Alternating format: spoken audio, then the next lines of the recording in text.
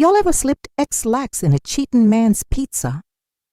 'Cause trust me, when that bathroom door started rattling, that was my justice being served. I never thought I'd be the kind of woman to lace a pizza with laxatives. But baby, here I am, sitting in my kitchen at 11:43 p.m., staring at that greasy cardboard box like it's the devil himself. The smell of melted cheese, mixed with oregano and regret, still hangs in the air. And me? I'm just sitting here wondering, girl, did you really just do that? But let's rewind, because you're all probably thinking I woke up this morning and said, you know what? Today feels like a good day to weaponize pepperoni. Nah, that's not how it went down. See, it all started with one little thread, one tiny crack in the glass that was my so-called perfect marriage. I thought I was living the dream. Steady husband, steady home, steady Friday pizza night. 'Cause when you're broke and busy, pizza night is romance. Trust me. He worked long hours. I did hair at the salon, and every Friday, no matter what, we ordered pizza. That was our ritual. That was the one thing I could count on. Or so I thought. Now picture this. Wednesday afternoon, salon busy as ever. I'm working on Miss Duarte's hair. She old, she nosy, and she don't even try to hide it. She's talking, I'm nodding, my hands are moving on autopilot, and then she drops it, real casual, like she just telling me the weather. There's this man, querida, always parking his motorcycle outside my neighbor's house. Every week, like clockwork, flashy bike, black, dented exhaust pipe, can't keep his helmet where it belongs. And y'all, I laughed. I laughed like it was a joke, like she wasn't just describing my man's motorcycle to the letter. 'Cause let me tell you something, his bike ain't coming. Got that scratch on the side from when he slid near the highway last summer. That bike is his. Period. The comb slipped right out my hand. My heart, oh, my heart was beating so loud I thought the whole salon could hear it. But I smiled. I kept smiling, kept sectioning her hair, kept pretending like my stomach wasn't doing backflips. That was the first cut.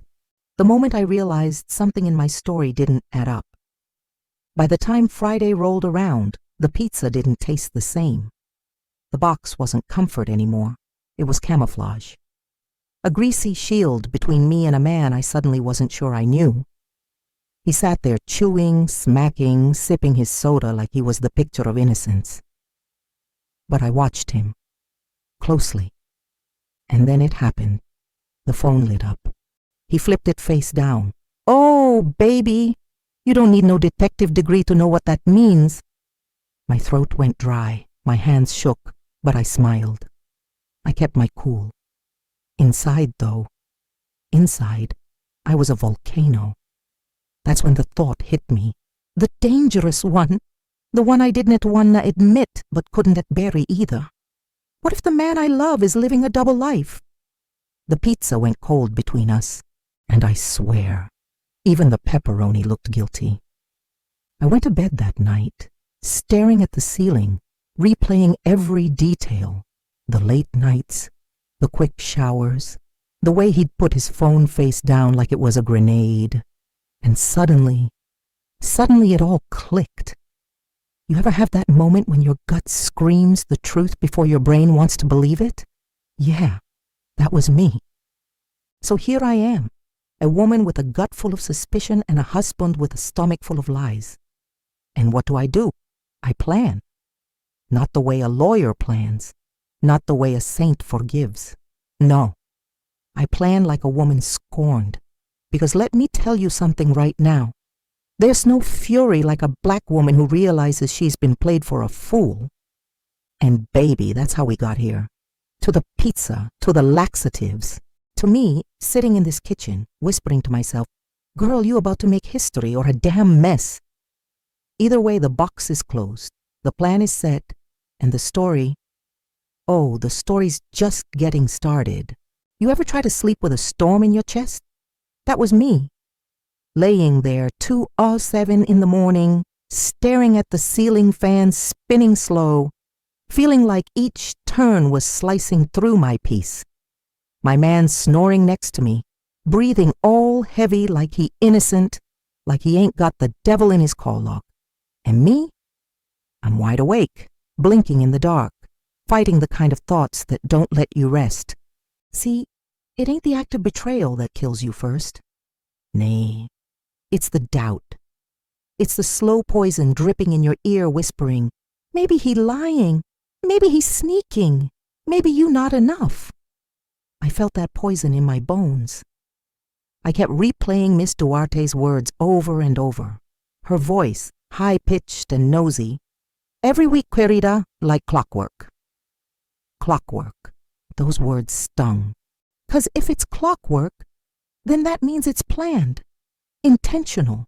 This ain't no accident, no slip-up, no one-night stand he regretted. This sounded like routine. I turned my head, looking at him, my husband, my moto boy, the man who swore he was grinding every night for us, out there dodging traffic, hustling pizzas so I could keep the lights on. And now I couldn't even tell if I was looking at my partner or my enemy. My chest got heavy. The kind of heavy that make you press your hand against it, like maybe you can hold your own heart together before it cracks. And then the worst thought hit me. Y'all ever had it? That cold, ugly whisper. What if she got what you ain't? Lord, I swear my stomach twisted. I thought about how he used to look at me when we first started dating.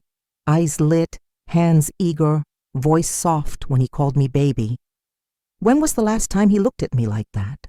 When was the last time he touched me without rushing, without his phone buzzing, without the smell of grease and tomato sauce clinging to his clothes?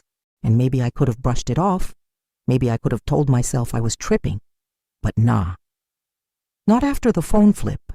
Not after that smug little move of his, sliding the screen down like I didn't see it light up. That was the moment the seed grew roots. I felt betrayed, and I didn't even have proof yet. And that's the cruelest part. 'Cause you can't even scream, can't even accuse. You just sit there choking on suspicion, wishing somebody would hand you the truth in a manila envelope. I rolled out of bed quiet, crept to the bathroom, shut the door, and sat on the edge of the tub.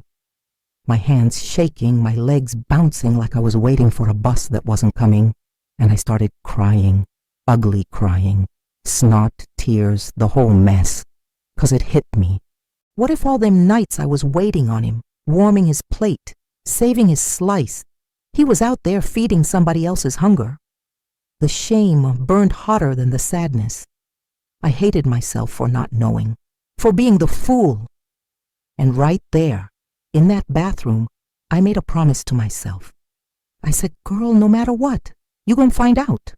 You not gonna sit here in the dark, letting this man play house with you while he building another castle somewhere else. But the fear, oh, the fear was real. 'Cause what if I was right? What if I found out the truth and it shattered everything? Was I ready to face that? To walk through my own heartbreak with no safety net? My reflection in the mirror looked back at me, eyes swollen, mascara smudged. And I swear, she didn't look like me no more.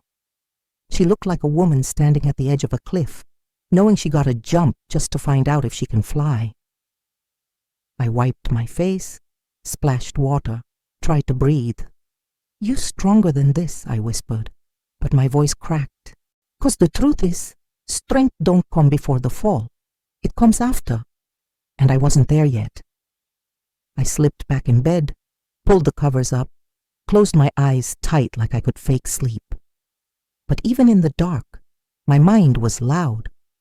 Every beep of his phone, every night he came home late, every shift that ran long, suddenly it all felt like red flags I'd ignored. By the time the sun came up, the doubt had eaten me alive. I wasn't the same woman who went to bed the night before. Nah, I woke up different, bruised on the inside, hollow in places I didn't know could go empty. And the worst part?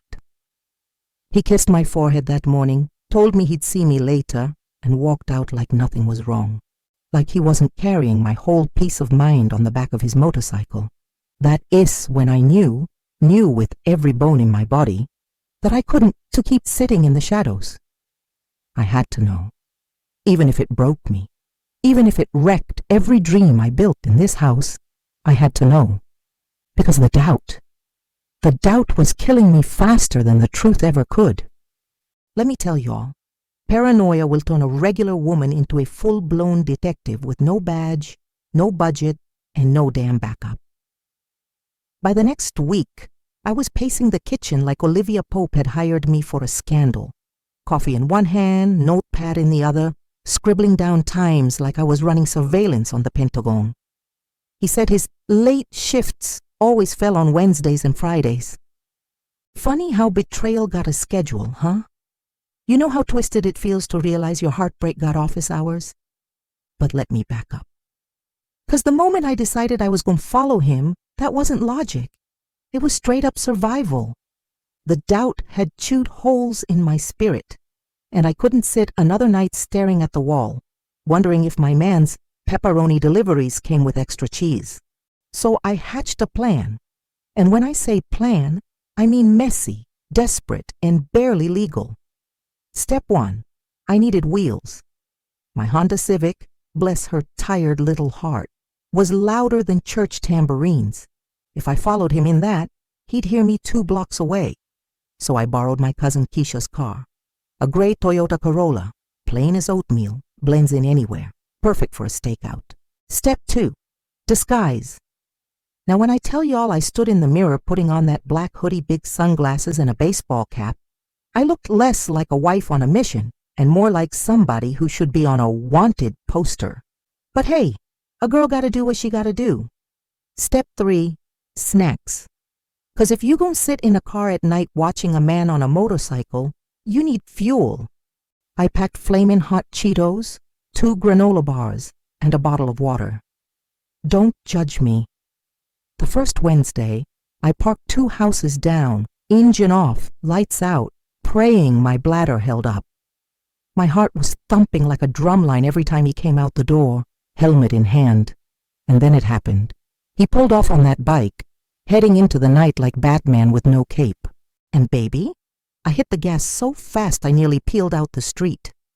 Now let me be clear, I ain't no professional tail. Y'all ever try to follow somebody in traffic without looking suspicious? It's hard as hell. I was 2 car lengths behind, then 4, then right up on his tail at a red light, ducking my head every time he turned around. My nerves were fried, and then, Lord have mercy, this man made a sudden right turn.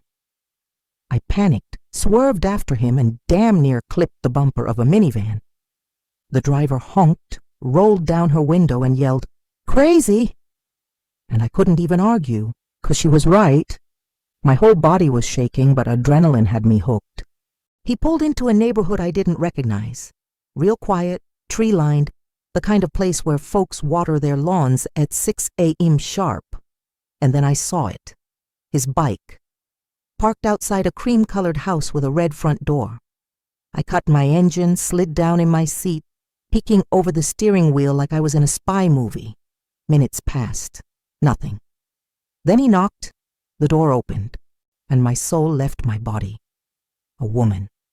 Curvy, hair wrapped up in a silk scarf, robe tied loose. She smiled wide, leaning on the doorframe like she'd been expecting him. I swear my hand shot to my mouth to keep from screaming, 'cause right there, right in front of me was what I'd been fearing, confirmation, proof without the paper. My chest went hollow, my throat burned, but I stayed frozen, couldn't even breathe loud. 'Cause he stepped inside like it was nothing, like walking into a second home. And me, I was just sitting there chewing on my own heart. Now here's where God showed me his comedy, 'cause while I'm hunched down, tears blurring my eyes, I hear a crack. The branch above my car. I kid you not. A damn squirrel had jumped, snapped it, and the thing fell right across my windshield. I screamed, slapped my horn by accident, and the whole street lit up with noise. Lights flicked on in houses, dogs barking, and me scrambling like a fool, starting the car and peeling off before somebody called the cops on this Suspicious vehicle. I drove 3 blocks, parked under a busted streetlight, and just sat there, shaking, crying, and laughing at the same time. 'Cause ain't that life? The moment you see what you prayed you wouldn't see, the universe got a sprinkle in slapstick comedy just to make sure your humiliation is complete. That night, I went home knowing 2 things. My husband wasn't just delivering pizza. He was serving lies on the side. 2, I wasn't going to sit around weeping forever. If I had to be the fool in this story, best believe I was going to turn into the clown that burned the whole circus down. But first, I had to plan my revenge. I ain't gonna lie to y'all. That night, after I saw him walk into that woman's house like it was his second damn home, something inside me cracked. You ever felt your whole chest cave in, like the air got snatched straight out your lungs? That's what it felt like. 1 minute, I was shaking from the adrenaline of following him. The next, I was sitting in my car, bawling like a child, trying not to choke on my own sobs. And let me be real. Heartbreak don't hit soft. It hit like a brick to the face. I drove home on autopilot, barely seeing the road. My hands were trembling on the wheel, tears smearing my vision, the taste of salt burning my lips. And the whole time, my brain was running circles. Why her? What did she got that I don't? Was all that talk about late shifts just a script he'd been rehearsing? By the time I parked in our driveway, I felt like a ghost walking into my own house. The lights were still off, the air still heavy, and every corner of that kitchen felt like it was laughing at me. The same kitchen I used to cook for him in, waiting up with plates gone cold while he worked. I dropped my purse on the floor, sat at the table, and just stared at my reflection in the dark window. My eyes swollen, nose red, mascara streaks down my cheeks. I looked like somebody I didn't even recognize. And then the anger started creeping in. See, that's the thing about betrayal. First it breaks you, then it boils you. I thought about all the times I defended him when friends raised eyebrows. All the nights I told myself, girl, he's working hard, don't be insecure. I thought about how I covered his shifts when bills got tight, how I stood by him when his bike broke down, scraping up money for repairs. And this man, he was out here making extra deliveries. The rage made my hands shake. I gripped the edge of that table so hard I thought I'd snap it clean in half. But then the sadness rolled back in like a tide, washing over everything. My chest hurt, my throat tight. I slid off the chair, curled up on the cold kitchen floor, and cried so hard I thought the neighbors might hear. I cried for the woman I used to be, the one who trusted too easy, the one who believed love was enough. Hours must have passed like that, me on the floor, my tears drying, my body aching. When I finally sat up, the clock read 3:17 a.m. That's when I made myself a promise. I wasn't gonna let this man break me to pieces and walk away like he hadn't just shattered my world. If he was bold enough to play me, then I had to be bold enough to flip the script. But I also knew, before revenge came healing. So I took a long shower, let the water wash the salt and the pain off me. I looked at myself in the mirror after, my curls sticking to my face, my eyes still puffy, but sharper somehow. Like I was seeing not just my reflection, but my rebirth. I whispered to myself, you gon' hurt, but you ain't gonna stay broken. And then right there in the bathroom, I laughed. It slipped out of me, messy, half cry, half chuckle. 'Cause I thought about how ridiculous it all was. Me playing detective, him thinking he's slick, that squirrel breaking branches over my car. Like the universe wasn't just showing me pain, it was showing me comedy too. And that's when I realized I didn't just want payback. I wanted to make it a show. I wanted to embarrass him the way he embarrassed me. Loud, messy, unforgettable. That seed of revenge planted itself deep in my chest that night. The sadness was still there, don't get me wrong. But under it, something else started to grow. A fire. a kind of wicked glee, and I knew next time he walked out with that helmet thinking I was home asleep, he wouldn't be the only one with a secret. You ever feel a little light flip on inside your chest like, snap, there it is? That was me. 1 minute I'm curled on the kitchen floor, a puddle of tears.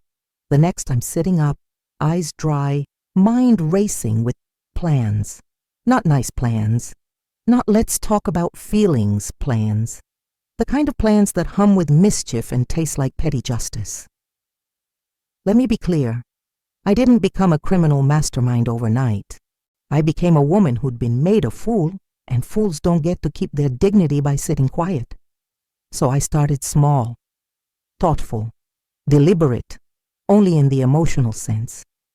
I paced the apartment like a preacher, talking to myself, voice loud so I de-believe it. You ain't gonna let him ruin you. You gonna get answers. And baby, if it's comedy he wants, then comedy I'll give him. First I did what any hurting person does. Research, minus the internet deep dives. I asked questions, casually, in places men don't expect wives to ask. I chatted up neighbors. I listened at the salon more closely than ever. I even checked the receipts in the junk drawer. Don't judge. Curiosity will make you rummage where you promised you wouldn't. Every tiny scrap of detail was a breadcrumb. My friend Keisha became my co-conspirator. Bless her, she laughed, she clapped. She handed me a look like, girl, you wildin', but I'm here for it. We met at the corner diner, under the buzzing neon, and plotted out scenarios like we were drafting a reality TV episode. Keisha loved the dramatic. You gotta make a scene, she said, eyes shining. Make it public. Make it messy. Make it unforgettable. I laughed. But truth? That line felt righteous. There was this weird moral tangle, though. I ain't gonna pretend I didn't wrestle with it. Half me was ready to torch the whole street. The other half kept whispering, is this really you? Is this the lesson you want to teach Sophia? So I sat with it. I prayed in my own way. Stern, honest, no mercy prayers, and weighed what revenge would cost me against what staying would cost my soul. And while I'm sitting there, deciding if I want to be a headline or a cautionary tale, Keisha slides across the table with these big, ridiculous sunglasses and says, you know what? Make him feel small. Make him taste his lies. She winked like it was a joke, but that wink hit me in the ribs. The comedy of it. Oh, the comedy drowned out some of the grief. Laughter does that. It hollows you out while it stitches you up. I started practicing lines. Out loud, ridiculous theatrical things I'd say stepping into the scene. I wanted a moment that would sting. Sharp, public, and with someone else's gasp in the background. Not just to shame him, but to reclaim my voice in front of witnesses. You ain't my husband, I pictured saying, voice steady, camera on. Or maybe, you've been delivering lies and calling it work. I rehearsed the way a poet rehearses a poem, hairbrush, mic, and all. But scheming in the diner and playing soap opera scenes in the mirror are one thing. Making it real, that's another. Real life ain't scripted. It trips you. It throws you curves. So I made a list of safe guardrails. Don't get violent, don't harm anyone beyond humiliation. Yes, I said humiliate. Call it poetic justice. And protect Sophia above all. Those rules felt like tiny moral anchors in a sea of rage. Still, I needed something that would make the moment undeniable. Something that would turn his little charade into a comedy show, where he was the punchline. I wanted the kind of reveal that made people pause, then laugh at the audacity of it all. That's when the absurdity of the idea started to settle in. The ridiculousness that felt like destiny. The thing that would make his swagger flip into stagger. I won't go into how-to. I ain't handing out a playbook for wrecking people's lives. But I will tell you this.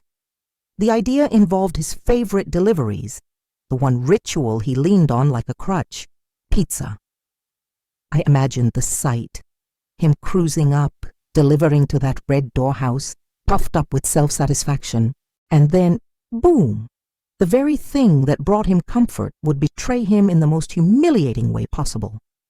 The image made me snort, laugh, and gasp all at once. Dark, but oh so satisfying. Planning got theatrical. I timed his shifts, memorized the rhythm of his route, practiced my camera angles, phone camera, my only weapon of truth, and rehearsed my entrance. I tested nothing technical, no tricks, no formulas, just the choreography, where to stand, how to walk in, what to say, when to start recording. I imagined the soundtrack, neighbors' gasps, the slap of a screen door, his voice fumbling for an excuse. I wanted rawness, unrehearsed panic, the kind of humanity that makes strangers clutch their cell phones and lean in. There were rehearsal runs that turned into slapstick. Once I nearly busted my ankle sneaking up the side yard. Another time, a raccoon knocked over the trash, and I had to sprint barefoot in the night like a fool. The universe kept reminding me it had humor and I had wounds, and sometimes the two are married. Every night I'd come home and look at the pizza box sitting on the kitchen counter like it was a talisman. I'd hold it and think of offense and remedy, how small items can carry big consequences. I whispered to that box while I planned. "This is for you," I'd tell it, half-cracked joke, half-solemn vow. The box didn't answer, it never does. But I felt steadier just saying it out loud. At the end of the week, when his bike disappeared down the block toward that red door, my chest tightened, not with fear, but with the heat of what was coming. I wasn't a monster. I was a woman scorned, choosing theater over silence, choosing laughter over being invisible, and the spark, it wasn't hatred alone. It was a hunger to be seen, to make him see what he had thrown away, to force the world to watch him fail at the one thing he thought he was slick about. So I packed my bag, phone, keys, a hoodie that could hide my face, and I practiced walking out the door like I was going to Sunday service, calm, collected, ready to turn this mess into a memoir. Let me tell you something, revenge ain't just rage, it's rehearsal. And baby, I rehearsed like I was auditioning for Broadway. Every step, every line, every pause, practiced, over and over. Because if I was going to do this, I needed precision, needed rhythm, needed that pow moment to hit like a sermon on Sunday morning. I turned my living room into a stage, curtains drawn, lights dim, and there I was, standing in the middle with my hairbrush mic, strutting like I was about to steal the spotlight from Beyoncé herself. "You thought you was slick?" I'd bark into the brush, pointing like a judge. "You been delivering lies with extra cheese." Sometimes I'd lean into the drama, dropping my voice low and slow, pausing just enough for the imaginary audience to gasp. Other times, I'd go full comedy. "Oh, you out here feeding the neighborhood, and it ain't pizza?" And then I'd crack myself up so bad I had to lean against the couch. Don't laugh, but I even recorded a few practice runs on my phone, just to check the delivery. And chilly, let me tell you, some of those takes had me wheezing, clutching my stomach. Who knew grief and rage could birth a comedian? But rehearsal wasn't just about lines. It was about movement, too. I practiced the walk, slow, deliberate, with a sway in my hips that said, "I own this scene." I practiced the turn, the sharp pivot when I'd catch him off guard, eyes wide, sweat already beaten up on his temple. And I practiced the silence. Oh, that silence. The pause where the air goes heavy and everybody in the room knows a storm about to break. Keisha came over one night to be my test audience. Girl had snacks in one hand, wine glass in the other, sitting cross-legged on my couch like she paid for front row seats. "All right," she said, grinning wide. "Give me the scene." So I did. I walked in from the hallway, head high, chest out, phone in hand like it was a holy relic.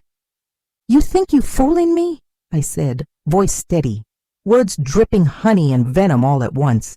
"You been sneaking behind my back with a red door and a cheap smile?" Keisha hollered. She slapped the couch cushion, tears rolling down her cheeks. "Girl, you gon' kill him with that. Say it slower though, let it marinate." And so I did it again, slower, savoring each syllable like it was a bite of something sweet and forbidden. It was theater, yes, but it was also therapy. Every line I practiced loosened the knots in my chest.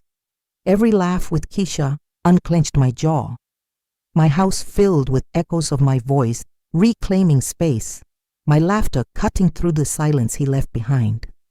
But behind the performance, there was strategy. This wasn't just about getting a laugh. It was about making sure my daughter Sophia, when she grew up, never saw her mama as weak. I wanted her to know I didn't roll over when betrayal knocked on my door. I wanted her to see that sometimes survival ain't just about crying it out. It's about standing tall, even when your knees shaking. The nights dragged on like rehearsals before opening night. Sometimes I'd slip outside, hoodie pulled up, practicing my steps in the cool night air. The streetlight became my spotlight, the stray cat my skeptical audience. I whispered my lines to the moon, letting the words settle into my bones until they didn't sound like practice anymore. They sounded like prophecy. Of course, there were hiccups. One night Sophia caught me mid-performance, hairbrush in hand, shouting, "You ain't nothing but a delivery boy of lies." She blinked at me, head tilted, and asked, "Mama, are you okay?" I froze, brush still raised like a dagger, and then we both burst out laughing. I scooped her up, kissed her forehead, and told her, "Baby, Mama just practicing for a play." She nodded like it made perfect sense. Maybe it did. The closer the day came, the sharper my focus got. I studied his schedule like a scientist, knew when his bike left the building, when his deliveries stacked up, when he lingered too long at that red door. It wasn't obsession, it was choreography. I wasn't just catching him, I was staging a scene, a finale. And oh, the irony. Me, the woman who once lived quiet, safe, predictable, now out here rehearsing like an actress in the shadows. My body thrummed with nerves, yes, but under it all was a new pulse, power. That night, sitting cross-legged on my bed, notebook open with scribbled lines and timing notes, I realized this wasn't about him anymore. Not really. This was about me, about finding my voice again, about turning pain into performance, humiliation into humor, silence into sound. The rehearsal stage was over, the curtain was about to rise, and I was ready to deliver. Revenge got flavors, baby. Some folks like it hot, some like it cold. But me, I was going to serve mine with extra cheese and a secret little sprinkle that was going to have my man running faster than his delivery route. The idea hit me one night while I was sitting at the kitchen table, still half buzzing from rehearsing my lines. Sophia had gone to bed, and I was flipping through my phone when I landed on one of those wild late-night TikToks. Some girl was talking about pranking her roommate with chocolate-covered laxatives. And right then, like God himself slapped me upside the head, the thought clicked. The pizza. That pizza he carried like a badge of honor. That pizza he claimed was his job, his calling, his reason for disappearing night after night. He wanted to worship the pizza? Fine. I'd make the pizza his downfall. The next morning, I strutted into the local drugstore with sunglasses on like I was somebody's celebrity, hoping nobody had asked too many questions. Walked right down the aisle, grabbed a family-sized box of extra-strength laxatives, and tucked it under my arm like I was buying a loaf of bread. At the checkout, the cashier side-eyed me. She was this young girl, couldn't have been more than 20, smacking her gum and looking like she's seen it all. She picked up the box, raised an eyebrow, and said, "Rough week." I leaned in, slid my card, and whispered, "Baby girl, you have no idea." Now, I ain't stupid. I knew I couldn't just dump the whole box in there. Man might end up in the ER, and I wasn't trying to catch a case. Nah, this wasn't about murder. This was about humiliation, about taking the throne away from the king of lies in front of his whole little kingdom. So I researched, Googled dosages like I was studying for finals, made notes, circled numbers, underlined warnings. This was science, honey. Vengeance, but FDA approved. Keisha came over that evening, saw the box sitting on my counter, and nearly spit out her drink. "Oh, no, you didn't," she hollered, bending over laughing. "Oh, yes, I did," I said, stirring sauce on the stove just to keep my hands busy. She shook her head, wheezing between laughs. "Girl, you petty, and I love it.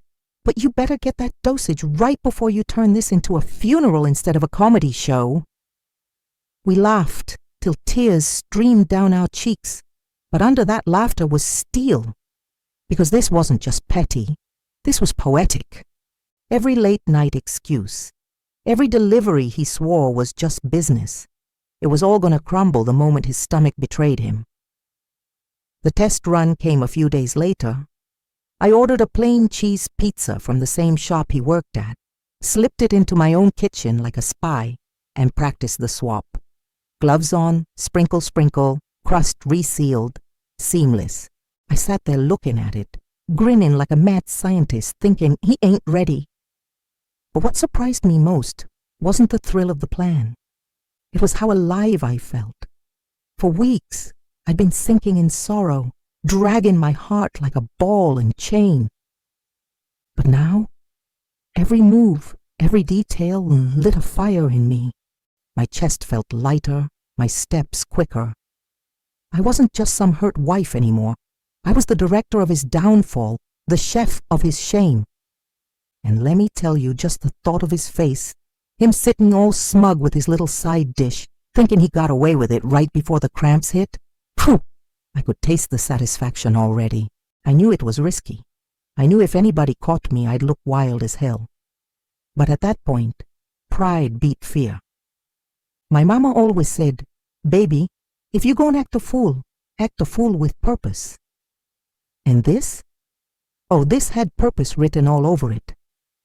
By the end of that night, the plan was locked.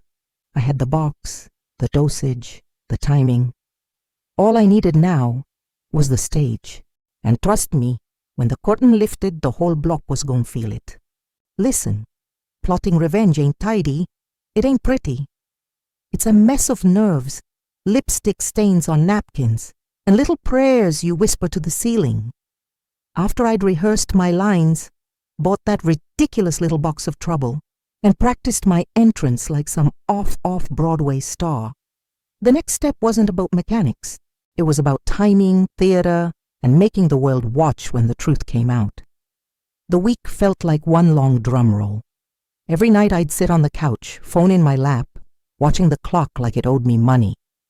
My hands would get cold, thumbs scrolling through his last texts. Nothing incriminating, just the same bland lines. He was careful, sly, the kind that thinks a flipped screen equals a sealed secret. But a flipped screen don't hide a life you built on two different doorsteps. Keisha came over more than usual. Bless her heart. She kept my spirits like somebody tending a stubborn campfire. "You nervous?" she'd ask, popping another popcorn kernel into her mouth. And I'd tell her, "Truth? I'm shook, girl, but also weirdly buzzing." She'd grin, throw a cushion at me and say, "Good, let that buzz be your fuel." We set the rules again. Not because she needed to remind me, but because saying them aloud gave them gravity. No violence, no public cruelty that'd cross a line into real harm. Protect Sophia's heart like it's a glass ornament. We do this without breaking the kid. Keep the scene honest, not fake. Make it sting, not scar. Keisha would nod, solemn and silly, and that made me feel less alone in the madness. I started scouting the red door house from a distance. Not in a hide-in-the-bushes way. Okay, maybe a little bush hiding, but mostly just observation. I wanted to feel the rhythm of that place. When porch lights flicked on, when cars pulled up, who waved from windows. The woman at that door, I learned her routines. Early morning dog walks, late night television, the neighbor who watered her geraniums like it was holy work. All that community detail mattered. People noticed patterns patterns make the perfect stage. And through all that watching, my heart did this weird thing. It grew a nervous tenderness for myself. I realized how long I'd been letting myself vanish into the background. I hadn't been living a life. I'd been sharing one, half of me folded away like a receipt.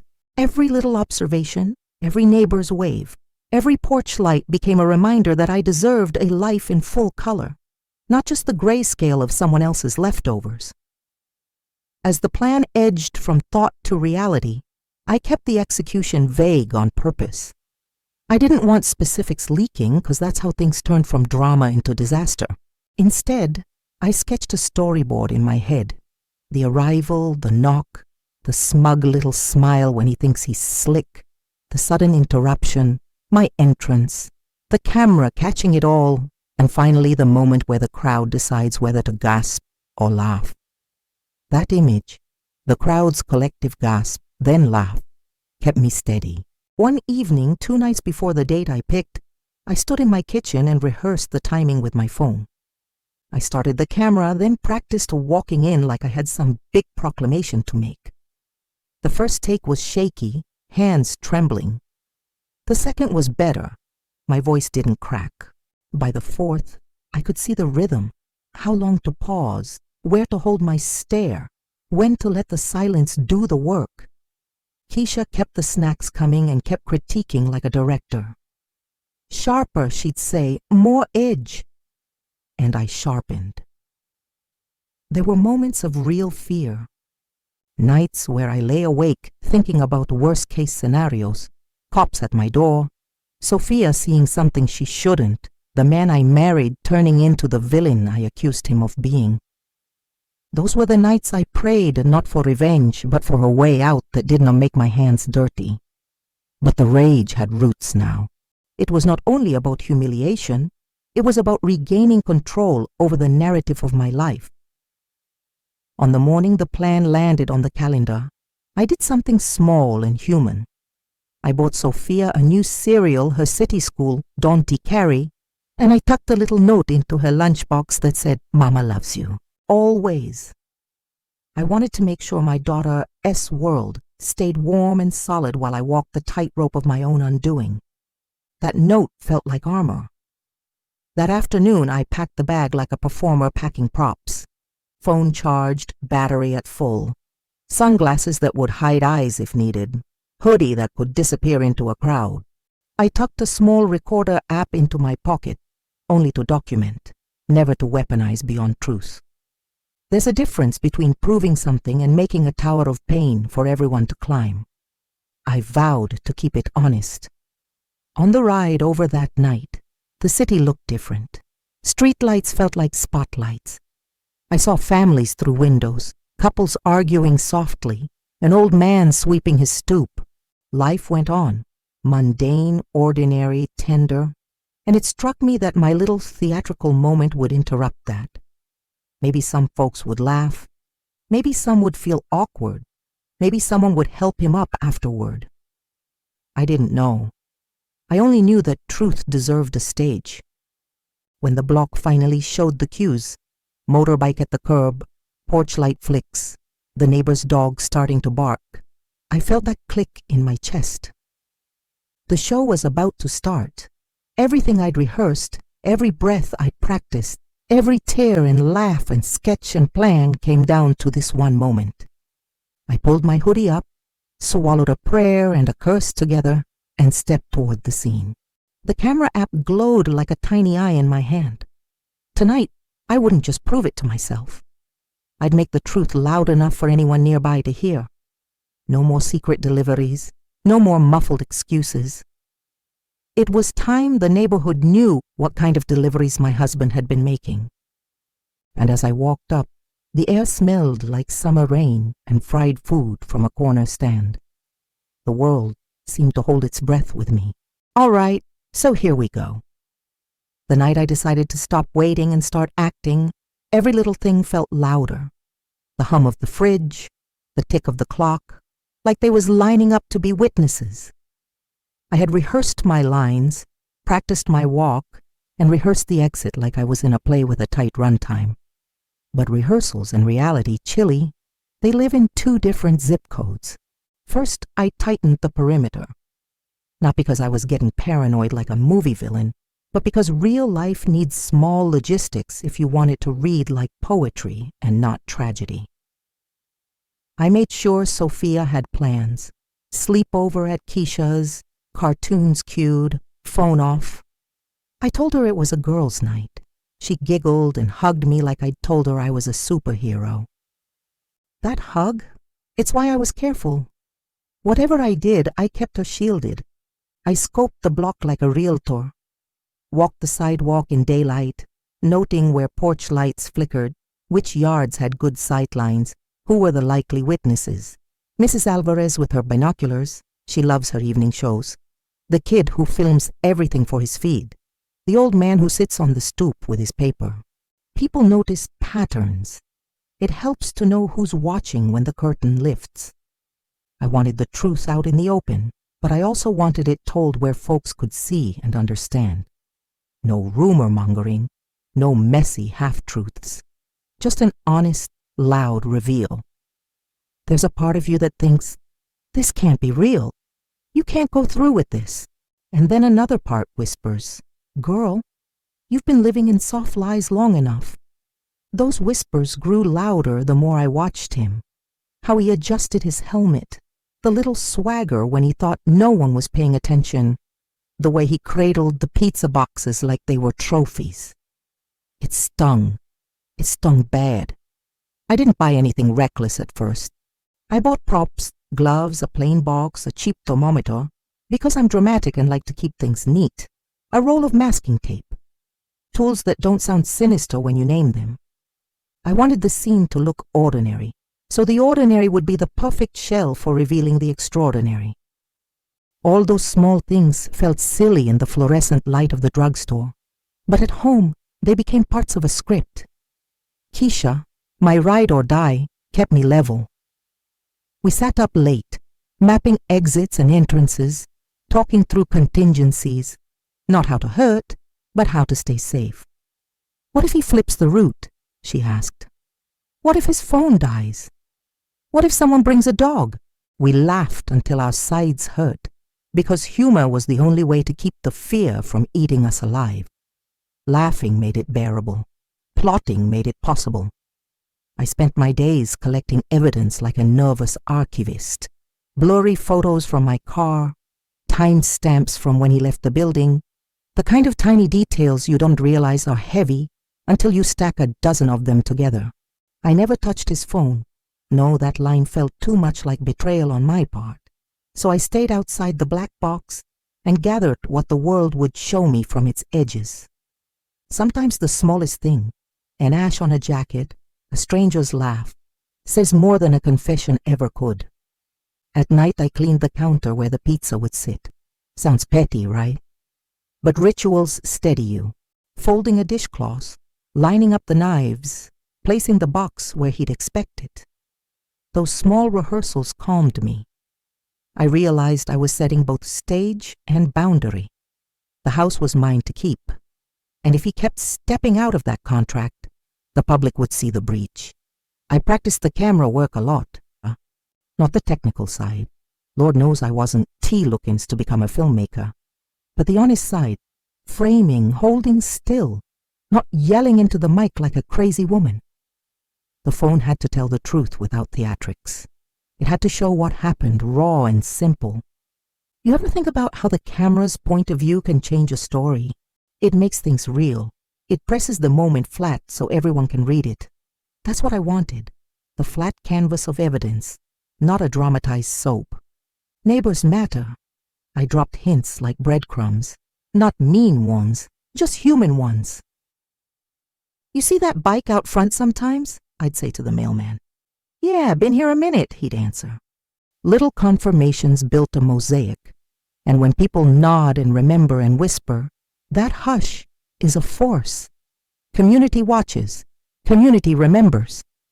I wasn't trying to shame anyone into gossip, just collecting context. There were close calls. The night his route changed at the last minute, I nearly chucked the whole plan. I followed anyway, because I was stubborn like that. and ended up 3 blocks behind, heart in my mouth. He pulled into a different house, then out again, then vanished for the night. I drove home with the engine off and just wept in the darkness. It wasn't defeat. It was grief for the distance between the man I loved and the man who'd built a habit of leaving. The more I planned, the more my feelings got complicated. Sometimes I'd stand by the window and picture a sorry apology, a kneel down, a weep and repair scene that felt human. But then, I'd remember the look on that woman's face, the easy comfort she had when he knocked, like he belonged there. That broke something open that wasn't mendable with apologies. So I kept the plan tight and the script lean. No flourishes, no theatrics beyond the truth. I wanted the neighborhood to see the joke he'd become, the man who thought he could have 2 places and be whole. I wanted him to feel the small, humiliating truth of being outed in the place where he hid his lie. When the night came and his tail light blinked down the block, something in my chest quieted. This was the moment I'd been training for. The trap wasn't a trap of cruelty. It was a stage for truth. The show was about to start. Chilly, let me tell you. My hands were shaking like I just downed 3 Red Bulls and a double espresso. This wasn't no what-if rehearsal anymore. This was showtime. The stage lights, that cheap-ass street lamp buzzing on the corner, the soundtrack, my heartbeat tapping like a snare drum at a block party. Tonight was it. I had everything lined up on the counter like a soldier's kit. Gloves, camera, plane, box. The pizza, oh, that pizza looked so regular, so innocent. Golden crust, gooey cheese, pepperoni sitting there like it wasn't tea, about to start the most chaotic episode in this man-a-mess life. And tucked inside, my little secret weapon, a heavy-handed sprinkle of laxative, mixed just enough that nobody would notice a thing until the body started talking back. Keisha was in the kitchen too, sitting at the table with her arms crossed, watching me pace like a caged tiger. "You really gonna do it?" she asked, her eyebrow cocked up like the auntie who already know the answer. I looked her dead in the face and said, "Baby, I didn't come this far to choke now. He wanted double lives? Well, he about to get double bathrooms." We laughed so hard I had to lean on the counter, but underneath the humor was steel. This wasn't just about the gag. It was about truth. It was about making sure the mask came off in a way nobody could deny. So I slipped on my gloves, boxed that pizza up neat, and tucked my phone into my pocket on record. I practiced one last time in the mirror, holding the box, whispering to myself, "Walk steady, don't scream, don't cry, just let the camera eat." When I stepped out the door, the night air hit me like a bucket of cold water, crisp, sharp, heavy with that hush the world gets when something about to go down. My stomach twisted, but I wasn't scared no more. I was charged. This was lightning in my veins. I hopped in my car and rolled slow, keeping distance so I wouldn't spook him. Sure enough, I spotted his bike already parked outside her house. Same spot, same routine. It almost pissed me off how casual it looked, like he thought nobody would ever catch him. I parked 2 houses down, heart pounding, breathing through my nose so I wouldn't hyperventilate. My hands gripped that pizza box like it was both a bomb and a Bible. I hit record again, check, double check, then slid out the car, making my way up the street. The porch light was on. Shadows moved inside, him laughing, her walking across the living room. My blood boiled, but I held steady. Step by step, I climbed those porch stairs. My knees felt weak, but my jaw was locked. I knocked. Once, twice. Real light, like a delivery driver who didn't care. Footsteps shuffled, the door cracked open. And there he was, my husband, helmet tossed aside, grinning like a fool. His face dropped when he saw me, but before he could say a word, I shoved that pizza box into his hands like it was a script he was late to perform. "Delivery," I said, sweet as sugar, but my eyes? Baby, my eyes was knives. He stuttered, tried to play it cool, glancing back over his shoulder like maybe the girl inside could save him. She appeared behind him, wearing his damn jacket. That sight almost broke me right there, but I clenched my teeth and let the camera roll. "Oh, huh. Hey, babe," he muttered, trying to block the doorway with his body. "Mm-hmm," I said. "Enjoy the pizza. Y'all gon' need it." And with that, I turned on my heel, strutted back down those stairs, and slid into my car like the boss of my own heist movie. Inside, I laughed. Not the broken laugh of someone hurt. Nah, this was the laugh of someone who just flipped the script. Because I knew what was about to happen in that house. And I knew I'd be back for the encore. Lord, listen, I ain't never in my life heard a soundtrack like the one that started coming out that house. I was sitting in my car 2 doors down, phone in hand, recording every little thing, when it hit. At first it was quiet, TV humming, muffled laughter floating through the windows. Then, a sudden silence, long, awkward, suspicious, and right after, a sound that had me covering my mouth to keep from hollering. "Bert! Yup!" The pizza had clocked in for work. I leaned back in my seat, laughing so hard tears slid down my cheeks. I swear it was like a live comedy show. First it was him, stomping heavy across the floor, rushing down the hall. Then her voice, sharp, panicked. "Baby, move! I need the bathroom!" I damn near fell out my car. They was fighting for that one Lil's toilet, like it was the last lifeboat on the Titanic. Banging on the door, cussing, groaning, wheezing. I could hear her screaming through the thin walls.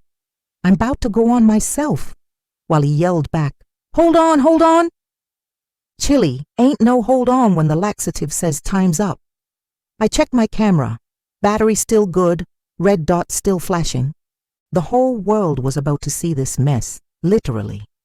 My chest was thumping from laughing, but underneath it all, I felt this rush of justice. Sweet, petty, glorious justice. Minutes passed, but to me, it was like watching a movie. Their voices went from cocky to desperate to straight up tragic. Doors slamming, feet scuffling, one of them tripping over something. I could hear the crash. Then, silence. That's when I knew it was time. I wiped my face, fixed my hair in the rear view, and turned my camera so it was catching every angle. My heart beat like a drum line, but I wasn't scared no more. I was ready. I stepped out that car, heels clicking on the pavement like a countdown. Walked right up that porch again, this time bold, chin high. From inside, chaos still bubbled. Groans, flushed toilets, somebody cussing like they was fighting for their life. I pushed the door open, didn't even knock. And what I walked in on? Pure comedy gold. There he was, bent over, sweating bullets, pants half up. She was in the hallway, huffing, trying to squeeze past him, banging on the bathroom door like the walls was closing in. Both of them froze when they saw me. The room went dead silent. Just them, me, the camera rolling, and that pizza box sitting empty on the coffee table like the murder weapon it was. I tilted my head, slow, smiled wide, and said, "Y'all look like you fighting for the throne. But baby, I already won.